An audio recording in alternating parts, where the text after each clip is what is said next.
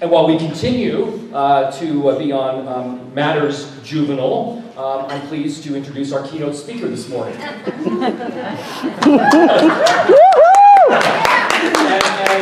And Mike Parkinson will take that as a compliment. He will wear it as a badge of honor. He has more passion than just about anybody I know. And when he just fills the room with energy like nobody else. And he also has incredible experiences. You know, I could never do what he does. I'm not a candidate to be a keynote speaker the way Mike is, because my life has been boring. You know, I really don't have the kind of experiences that he has had. And in fact, he reminds me of one of my favorite quotes of all. And his wife assured me that this would befit him. Good judgment comes from experience. Experience comes from bad judgment. Ladies and gentlemen, give it up for Mike Parkinson. Thank you. Thank you very much. Oh my gosh, this conference is incredible. This is one of, if not my favorite conferences I ever get to go to. I'm so glad that you're here. There's so much to learn. So if you have any questions, everybody's so welcoming. Unlike most conferences, this is much more intimate. Everybody, when they see people, first time Robin's here, everybody's giving you hugs. They're so excited to have you here. Please enjoy yourself. We've got a question for you. Think of the last success, the last achievement that you had. Was it effortless? No. Making presentations, is that easy peasy? Sometimes, wow, that's impressive. What about motivating people, influencing people, to get them to stay on the right path? Is that super duper easy to do? No.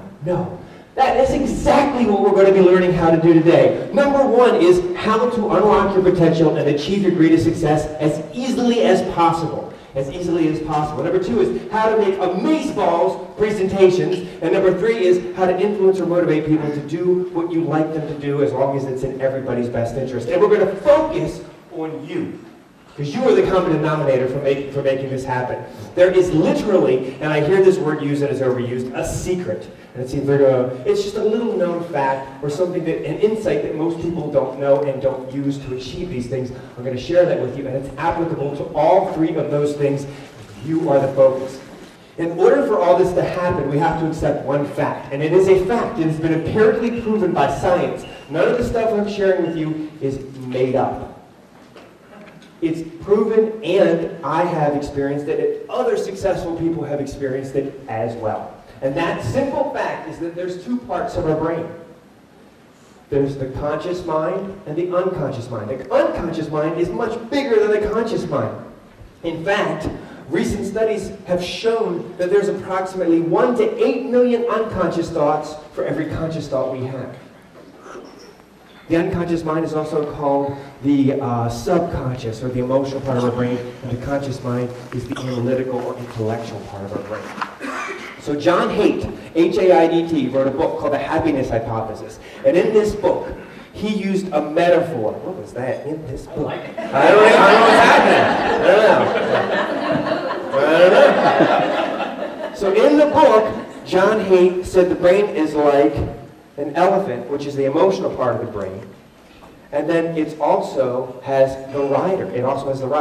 And the rider is the analytical or intellectual part of the brain. And the rider's job is to keep the elephant on the path, because the elephant wants to do what the elephant wants to do. So the elephant says, ooh, I like that watch. I'm just going to take it. And my rider says, no, she's going to smack you in the head. Don't take your watch. That would be a bad thing. The rider the elephant is drawn to shiny objects. It follows the path that it has, the easy path. Since the unconscious brain, most of our thinking is the unconscious brain. And when I say unconscious brain, the emotional part of our body, our brain, walking. Do you think that's a conscious thing or an unconscious thing when I'm walking? Unconscious. I'm not thinking, should I pick my foot up this many degrees and oh my goodness, I'm going to fall. No, I'm unconsciously walking, talking, breathing, eye blinking, perspiration, all of that stuff. Decision making, conscious or unconscious? Not at all. Completely unconscious. And if we have time, I'll prove it to you. If we have time, I'll do a little experiment. Trust me, what science has proven is that all, and this freaked me out, all decision making is based on unconscious or emotional choices and then justified intellectually. Decisions are made emotionally and then justified intellectually. And if you don't believe me, track me down in the halls and I'll prove it to you over and over and over again.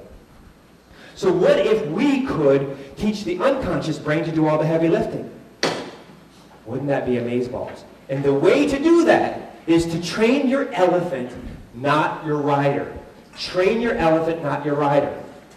The reason why I say this is because it's just too freaking hard to do all the heavy lifting to achieve your goals with your conscious mind. If every decision you have to make is a difficult decision, it would wear us down and we'd give up, we'd tap out. So the way we do this is that every time we make a conscious decision, we are teaching our elephant, our unconscious mind. It's constantly learning. Our unconscious mind, our elephant, is super smart.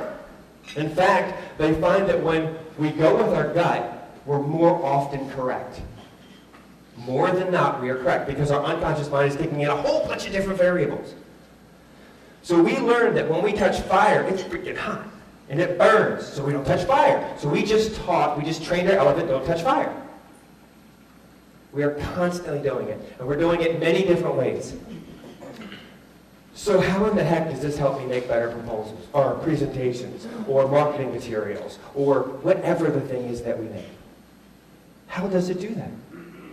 Because if we dive a little deeper into how this mechanism works in our brain, we realize that we can quote-unquote game the system because everybody else has an elephant and a rider. What if we could speak to their elephant? What if we could motivate their elephant?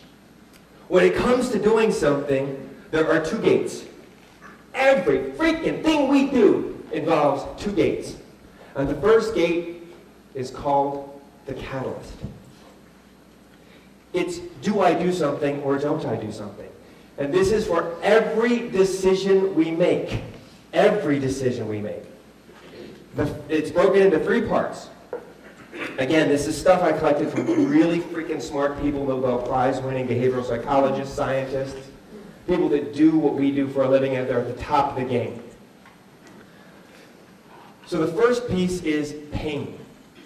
If the pain of change is less than the pain of staying the same, then we will change. If the pain of change is greater than the pain of staying the same, I'm not changing. Have you ever stayed in a job that you didn't love? I heard that, yes. Absolutely, absolutely. And the reason why is probably because the pain and fear of the unknown or the pain of something different was too much. Has anybody ever heard the term, the devil that you know is better than the devil that you don't? Absolutely. So if the pain of change is less than the pain of staying the same, I'm going to change. I'm going to move toward something that'll make my life better. Better. Gain. What am I going to get out of it? What am I going to get? Have you ever really wanted that cupcake? Have you ever really wanted that pizza, really wanted that pair of shoes, really wanted those pants, really wanted that car, really wanted that job? These are gains. Things that I'm going to get. Last but not least, and gain can be, feel like it's selfless, like giving a donation. Have you ever donated to a cause? What do you get out of it? What's the gain that you get out of it when you donate? Feels good. Totally feels good. Absolutely. Fear. Fear is the last thing. Fear of the three is the most powerful one of all. Fear is 2 to 2.5 times a greater motivator than pain or gain. So for example, raise your hand if you own a house here. Okay, keep your hand up if you work over 40 hours a week. Alrighty, so Robin, I'm picking on you because you're up front. So actually, I'll pick on both of you. Alright, you work over 40 hours a week, yes? Would you double your workload? So now you're working 80 plus hours a week to buy a second home. Hell. Would you take a second job to save your home? If I said I'm going to come and take your home, would you say, like, poop, I got to save it? Yeah, absolutely. If someone tries to take something from you. So how can you use this in presentations? So you have a recalcitrant audience. You know, this person, well, I won't touch button, but, you know, this person, like, or this person, Pain, gain, or fear. The more recalcitrant, the more they don't want to be there, the more likely I am to use fear in motivating them to take a certain course of action. I'm not manipulating them as much as I'm motivating them or nudging them, because I can't make other people do what they don't want to do. So once we've decided, yep, I have to do something, this is something I can't accept anymore, change must occur, or I decided I'm going to stay the same, then we have a path, and that is the choice. That is the second gate. When it comes to the choice, there's three variables. The first variable is trust. Trust is the closest thing to a silver bullet in everything that we do, especially in presentations. Rick said it in his class about death to PowerPoint. He talked about how trust is incredibly important. Do you make it a habit of buying from people you don't trust? No. If someone was presenting and you didn't trust that person, would you care about their content very much? Probably not. You would distrust their content. The fastest way to build trust for the elephant is to show aesthetically appealing content. Sounds weird, right? Because the elephant's constantly making judgment calls when it sees something. The elephant says, wow, looking at the way Dominic is dressed, I'm going to make a judgment call as to who Dominic is, because I don't have time to weigh all the variables. And the elephant's constantly doing this. So when it sees professional-looking content, it ascribes professionalism to the content, or professional PowerPoint slides, or Prezi slides, or Keynote, or whatever. They're saying, oh, well, then the content must be, because we're making quick decisions. We have to. And usually that's true. Usually it's true. Number two is ego. Every decision that we make is tied up in our ego. Why did you choose that shirt? Why did you choose that hat that you're wearing? Why did you choose that scarf? Why did you buy that? Why did you buy those pants? Why those glasses and not a different kind of set of glasses? Every decision we make is an outward reflection of who we are on the inside. The elephant does this automatically. Why do people buy Apples and not Windows machines? Why do people pay $200 for a pair of jeans or $500 for a pair of jeans? What's wrong with you? Because it's an outward expression of who they are. And someone said, well, that's not true, because I got a cool bag from the Presentation Summit, and that's all I wear, and I didn't pay anything for it. So how does that tell the world about me? It says that I'm not foolish enough to pay $200 for a Dolce & Gabbana bag when I get one that's totally awesome that represents my geekiness. That's why. That's why. Last but not least is value. Does it give me what I want at a fair price? When I want. How I want. That's value. Has anybody ever done a presentation where they were sharing something that's innovative? Completely innovative. Alright, so here's the challenge. Human beings cannot give value to innovative things, truly innovative things, unless there's an anchor. There must be something to which I can compare it. Cell phones. Can I borrow yours for a second? When these puppies came out, do you remember how much they cost? $2,000. Oh, more like $299, $499. What were normal cell phones going at the time when these came out? 99 bucks or less. Free. Absolutely. And so people said, I'm not spending $499 on a cell phone. Are you crazy? And Apple said, whoa, whoa, whoa. Slow down, cowpoke. It's not just a cell phone. It's a cell phone and a digital camera and a personal computer. All in one. People said, whoa, the anchor changed, the perceived value changed. Is anybody doing sales presentations here? Sales presentations, this is where you differentiate or discriminate. This is where you differentiate. So I've got a question for you. Looking at pain, gain, fear, trust, and ego, which one, are they the elephant or the rider? Elephant. Each and every one of those are the elephant. It isn't until value that we start talking to the rider. Elephant first, rider second. Not just for you, for everybody else. Motivate the elephant first, then the rider. That's how we can create amazing, amazing PowerPoint, amazing presentations in general. Amazing marketing materials, proposals, sales documents, learning materials. It all works the same. I teach for a lot of industries. Motivate the elephant first. Heart first, head second. Let's get back to you, because you rock. You are spectacular. We need to focus on you first, because you are the catalyst for change. You are the champion that's going to weave this stuff into your world, and you are going to infect those around you with these best practices. So now that we know to train your elephant and train your elephant, not your rider, how do you do that? It can be little things. Little things like word choice. But is an eraser. Every time I say but, I'm erasing anything that came before. So let's say I want to motivate you to do something. So let's say, let's pick on you for a second.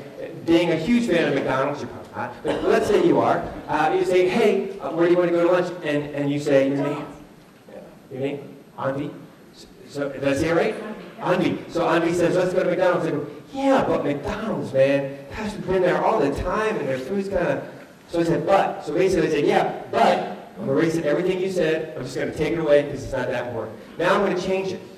I'm going to change it to and. I'm going to say, oh, you want to go to McDonald's? Yeah, and we went there for the last 3 days. Are you cool if we go someplace else to mix it up? What is your elephant saying when I say and? Sure. When I say but, your elephant is like, don't crowd me. You need to back off. Absolutely. Should. Oh, that's a bad word. Should. That's a bad word. Should says you don't accept reality. Should says you don't. You know what I should have done, but you didn't. So you don't accept reality. What about people that say that to you?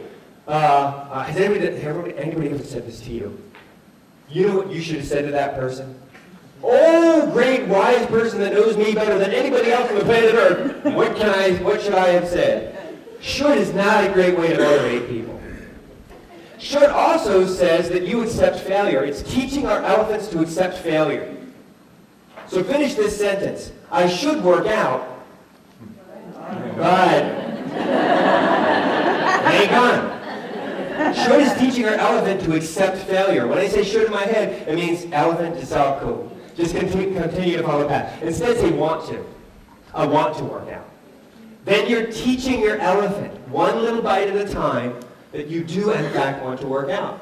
We are training our elephant. Have to. Besides death, name one thing we have to do. Taxes. Nope, we don't have to pay taxes. Breathe. No, we don't. We don't have to breathe. You can stop breathing. What would happen if you stop breathing? Eating? You don't have to. We do have to die. That's it. There's nothing we have to do. Switch have to with want to. Big change. Teaching the elephant. Want to. I don't have to do something. I want to do something. Think about your daily chores. Oh, I have to change the thing. I have to. Actually, you don't. I have to go to work. You kind of don't. You don't have to go to work. The choice is completely up to you. There's a consequence. So what I'd like you to do is to break into groups of two. I don't care if it's 2 or 3, that's fine. Break into groups of 2. We're just going to take 5 minutes to do this. What I'd like you to do is share your to-do list, and when you share it, say, I want to, and give the reason why. I want to go to the grocery store to get groceries so that I can have food to eat for the week. I want to. Make sense? We're going to take 5 minutes. Go ahead and break up into groups of 2 and share your to-do list.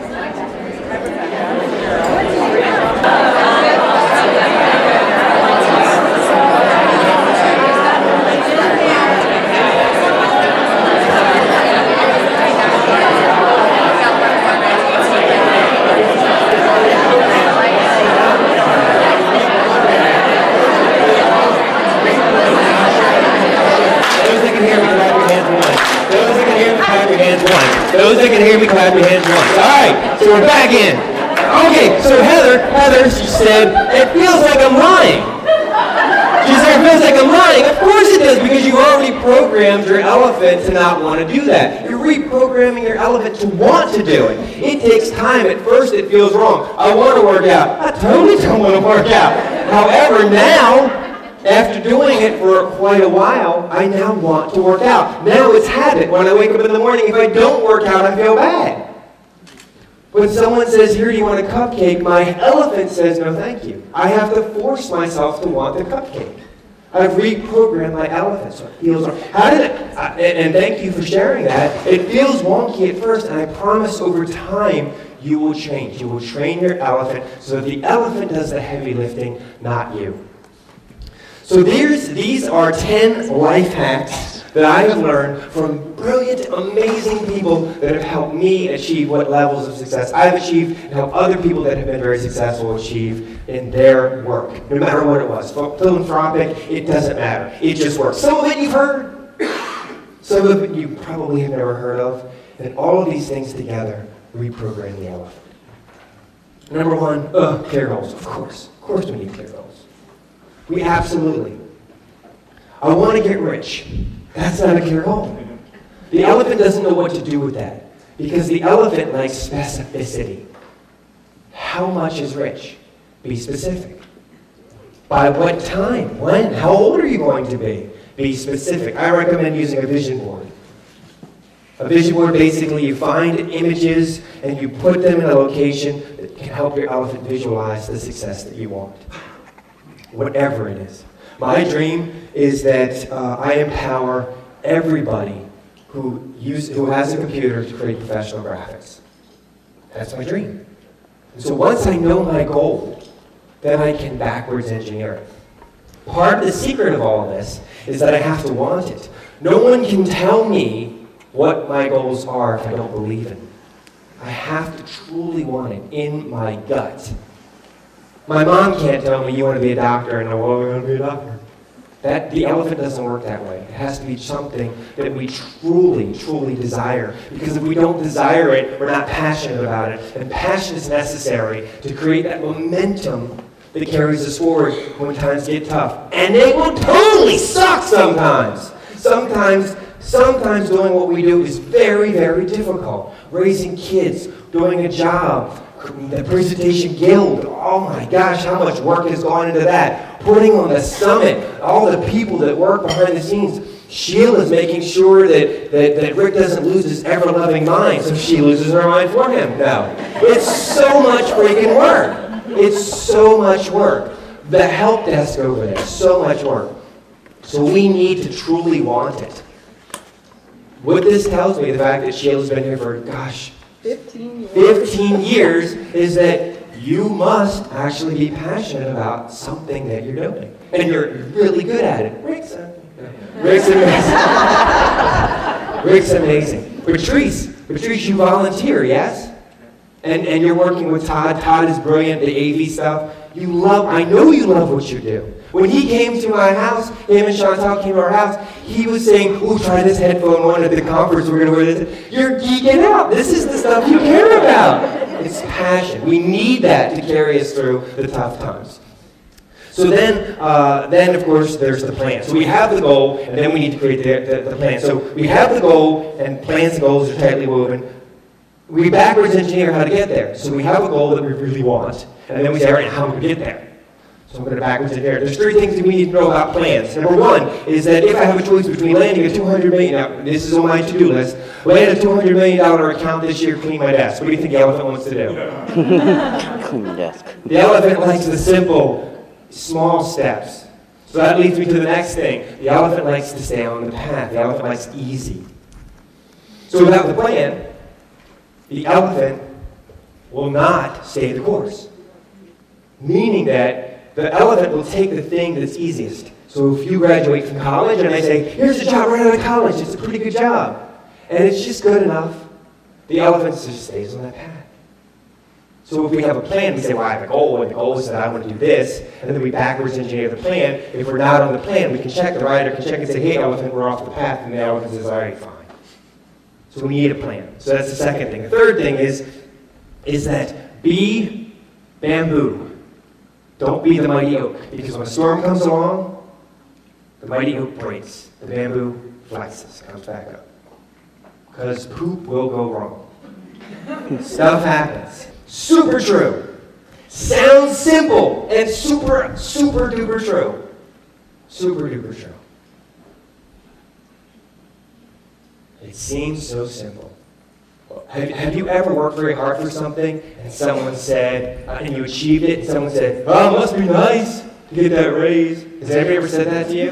And you're like, I worked hard for this. Must be nice, I worked hard. By the way, in life, I have not found fair. I have found this. This stuff works. It's worked for me and worked for other amazing people. I'm not amazing, they're amazing. This is the one I struggle with the most, is knowing that I deserve it. This is from years and years of being told I don't deserve it. In my head trash. If we don't believe we deserve it, we don't believe we can achieve it. If I don't believe I can achieve it, I will self-sabotage. Believe that you can achieve it. Believe in yourself. Think about whatever your goal or aspiration is. Write it down on a piece of paper. We're just going to take 2 or 3 minutes to do this. Why are you qualified to achieve that? So I want to be a comic book artist. Why? Well, number one, I was a comic book artist a time ago. I'm classically trained in fine arts. I'm a total comic book geek. For example, I know Cyclops' laser beam, optic beams. They're concussive, meaning they push, they don't burn. So if I'm hit, that's geek. That's totally geek. Who knows that? Well, now you know. This is probably my favorite. Fail forward is critically important because all of us fail. All success requires failure. All success requires failure. No one has ever achieved success without failure. Ask Thomas Edison, you failed creating the light bulb. Because no, I learned 10,000 ways not to do it.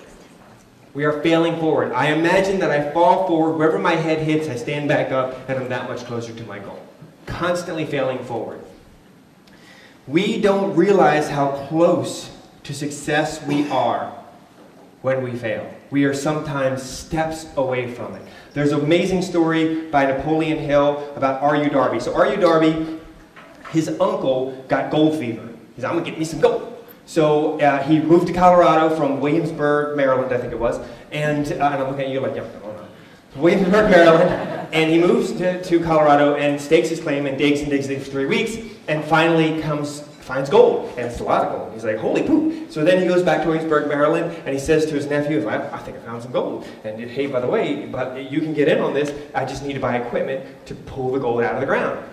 And so his nephew and some close friends and family give him the money, buys the stuff with his nephew. He goes back to Colorado, starts digging. He digs it up and sets up a gun. He's got this huge amount of gold the first time, sent it to be sold, makes the money, and realizes that if I do that 2 more times, I will have broken even, and the rest is gravy train.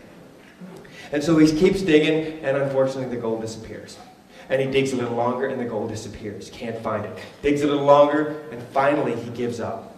And he sells everything that he has to a junk man for hundreds of dollars. And R.U. Darby's uncle, and R.U. Darby goes back to Williamsburg, Maryland without anything. Well, the junk man wasn't a normal junk man. He said, well, I don't know anything about claims and mining gold, so I'm going to hire an engineer. I'm going to give him some money to come in and take a look at this and see what happened. Well, the engineer came in and did the surveys and looked around and said, oh, there's a fault line right here. I'm thinking if you just dig right here, about 3 feet over, and they dug and they found the rest of the gold. 3 feet from gold is the story. 3 feet from gold. So freaking close. Sometimes success is 1 step beyond our greatest failure. Sometimes it is. And that Program the Elephant helps us weather that storm. We will fail. Has anybody heard of J.K. Rowling? Exactly. Let's learn a little bit about J.K. While on a train at age 25, an idea struck J.K. Rowling like a bolt of lightning. Boy doesn't know he's a wizard, goes to wizard school. Not having a pen on her at the time, Rowling sat on the train as the ideas came flooding in. That night she began writing her first book, Harry Potter and the Philosopher's Stone. She didn't know it at the time, but years later those very words would spark the imagination of millions of children worldwide. Shortly after she began writing, however, her mother passed away. Regrettably, Rowling had never shared with her mother the wonders of Harry Potter. The years after her mother's passing were hard for Rowling. As a struggling writer, she married and had her first child. However, the marriage was short-lived. Reflecting on this period, Rowling says, I have failed on an epic scale. In her own words, this was when she entered the darkest period of her life and questioned whether she would get through it. Amidst the darkness, Rowling found comfort in her writing and went on to complete the Harry Potter series. These very years, the ones that tested her resolve and inner strength, formed much of her writing and ultimately how the series would unfold. Many of the characters and creatures that make up the wizarding world arose from this dark period of her life. She would later reflect, the books wouldn't be what they are if she hadn't have died. I mean, her death is virtually on every other page of the Harry Potter books. Harry Potter has since become the best-selling book series in history. The books have sold over 400 million copies, and the movie series has grossed $5.3 billion in total. Rowling is now credited with doing more for childhood literacy than any other person in history. She now views her dark period as providing the very direction she needed to focus on the only work that mattered to her, being a mother and telling great stories. And so rock bottom became the solid foundation upon which I rebuilt my life, Rowling acknowledges. In life, it is not what happens to us that matters, but rather how we choose to interpret what happens and therefore who we become as a result. You know you've found the hidden wisdom in your deepest scar when you view it as your greatest gift.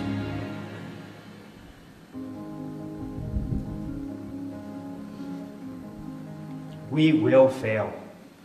Accept it. It's okay. On the flight over here, I was watching the story of Mr. Rogers. I was like, why not? It sounds fascinating. And I learned this. Expect and accept mistakes. They're going to happen. It's totally fine. Fix it and move forward. Embrace failure. Failure is teaching us how not to do something. A lot of people who are successful said, I only became successful, I'm an expert because I learned what not to do. Okay, fair enough. Fail forward. Number 6, forgive. Something called gunny sacking. Carrying around that anger is bad, I found. I had a rough childhood. So one of the things I did was I forgave my father for being not a great father. And boy, would that lighten my load. Someone said that being angry, being resentful is like drinking poison and hoping the other person dies. No, let it go. The only person that's hurting is our elephant, not their elephant. Me being angry at Donald Trump or Hillary Clinton, it's not hurting them. It's hurting me. So I find forgiveness is critical for helping the elephant focus on the stuff that matters. Number 7, actively improve, because success doesn't just happen. It doesn't just happen. Find a mentor or mentors. Find people who have the wisdom that you want. Associate with them. They're all around you. They're at this conference right now. Had I not found a mentor, I would probably be in jail or definitely still doing what I did when I was a kid, which is bad things. Incarceratable things. Does anybody listen to recordings of anything that's motivational or anything like that? It motivates, it lifts up our elephant unconsciously, emotionally. Keep feeding these things. Listen to podcasts. Listen to things on your radio. Whatever it takes. I used to make fun of it, and then I started doing it, and I realized how much it changed my life. It seems so simple. And yet most people don't do it. And by the way, does anybody go to work when they don't feel like it? Then why don't we do the things that are going to help us achieve our goals when we don't feel like it? Reprogram the elephant. It makes it easier. Seek experience, not advice. Critically important. Critically important. Anybody, raise your hand if you're a parent here. Has anybody, okay, so I'm going to pick on you. What's your name? Laura. Laura. So Laura, hey, Mike. So, has anybody ever told you, friends of yours that don't have kids, have they told you how you should raise your kids? How does it make you feel? I think that they should go to hell. Yes, exactly. Absolutely. The elephant is thinking they should go to hell. Has anybody ever cut you off in traffic? And what takes over, the elephant or the rider? The elephant, absolutely. When someone gives advice, it means that I know more about Shane than Shane does. You know what you need to do, buddy? Oh, I know. For me to give you advice is unfair, because there's something that I would do. Well, what you just do is, no, I might just do it, and Shane doesn't. The other thing is hypothetically, I would do it, and then guess what? When push comes to shove, I don't do it. Has anybody ever said, oh, you know what I'm going to do when that guy says this, I'm going to say, and it happens, and they're like, well, I didn't say it. No. Hypothetically, it's pointless. So I want experience. So I'm looking for competency. I'm looking for someone who has demonstrated an ability to do it. So when I have a technical question about PowerPoint, I'm going to go to Rick and I'm going to say, Rick, how do you do this? Because he has the technical proficiency. He has the competency to do it. If I want to learn some design techniques, I'm going to go to Julie, I'm going to go to Tom, I'm going to go to people who, Nolan, I'm going to go to people whose design skills that I think have or look the way I want my stuff to look. Seek experience, not advice. People that have done it. Give experience, not advice, because when you want to motivate people, the last thing I want to do is I would say, Adam, here's what you need to do. That's not going to get you where I'd like you to go. I'd like you to be successful. So instead I'm going to say, ooh, that's a tough one. When I was at my last job, I had a similar situation, and this is what I did. Then his elephant is much more open to what I'm going to say and more likely to accept it. So now I'm training his elephant, being open to what I have to share. Does that make sense? Cool. Number 9. This was the hardest lesson I learned. This was heavy. Heavy, heavy, heavy. That wherever I was, it was because of my choices. That deep. So what I learned was I am responsible. You are responsible. Everything that's going to happen to you, everything that has happened to you, is due to the decisions that you made. They were talking to people who survived Auschwitz, and they said, how did you do it? And a lot of the people said, because our only freedom that they couldn't take away was how we reacted to what they did to us. That was our choice. That was the last freedom that we had. That's heavy. So wherever you are in life, whether you're happy or unhappy with it, it's kind of on you. That sucks in some ways. However, if you're going on the right path, good on you. You made tough decisions. Somebody says, well, I have a horrible boss. That's not my fault. Then leave.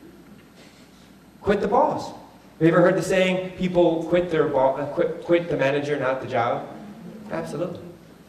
Then leave, if it's that hard. Then we go back to pain, gain, and fear, and we start the cycle all over again. Robert Kiyosaki said this, super duper true. Super duper true. Last, but definitely not least, is, and this is something that I learned the hard way, because where I grew up was a really rough neighborhood, and I surrounded myself with people who lived in that world. That's what we did. What I find is that when I was in that world, I would wish I was somebody else. Boy, I wish, because I grew up in the inner city of Baltimore, and I said, man, I wish I was this person. It was pointless. Wishing I was someone else was a waste of time. What I also find is that when I hung out with these people, I took on the traits of those around me. So we're super social. We want to belong. And we take on the traits of those around us. Why would we take on the traits of those around us? Why would we do that? Why would our elephant instinctually do that? Fit in so that we're safe, we're secure. It's more likely that we'll get what we want if we're like other people. People trust familiarity. So we take on those traits. So if you surround yourself with people who do things you don't want to do, guess what? We're probably going to take on those traits. So surround ourselves with people who are doing the things that we like to do. You're doing it now. You're here. At your office, how many people do this? No. Here they do. So you're surrounding yourself and learning those traits. So what I'd like to know from each of you, out of curiosity, based on what you heard today, what can you take back immediately and start doing to either improve yourself, help you achieve your goals, make better PowerPoint presentations, or motivate or influence people to do the right thing? Can someone give me the first thing? Something that you're going to do immediately. Clarify goals. Clarify goals. Wow. Clarify goals. Cool. What else? Not use the word but. And that's a great way to say that. Develop trust. Develop trust. Trust is the closest thing to a silver bullet. Absolutely. No trust, no connection. Connections are critical. Where's Sally? Connections are critical, yes. What else? Yes? To that end, trust my elephant more. Trust your elephant more. Your elephant's usually right. Your elephant is usually right because it's taking in a multivariable equation that is life, taking in experience and other things, and then finding what is the best path forward. It's usually, sometimes it can be fooled and tricked. Most of the time it's right. What else? Want to, not have to. Want to, not have to. You don't have to do anything except for die. That's it. So before we end, and I think we got like 2 minutes, we got 4 minutes. Oh, that's 3 minutes, 3 minutes. Okay, so here's a question. Do you have any questions about anything you heard? Okay, you can find me, I'm gonna be here, And then what I'd like to do to make you poop your pants, not literally, figuratively, as we have a few minutes, Jakey, do you mind coming up here for a sec? Do you drive? Yes. Yes, okay. Jakey, give him a hand because he's awesome. Okay, so this is the steering wheel, and we are learning how to drive for the first time. Okay, take that in your hand. We want to learn how to change from the center lane to the right lane. So we have checked our blind spot, checked our mirror, we've learned how, we've done everything else. We don't know what to do with the steering wheel. Do we do with the steering wheel from the center lane to the right? Do we do this? Do we do this? We don't know. So can you show us what we do with the steering wheel to change from the center lane to the right lane? Anything else? Yeah, you're fine. No, you did all that. Okay, so I'm gonna show you what you did, and you tell me if he's right. Okay, besides the leaning, I'm not gonna do anything.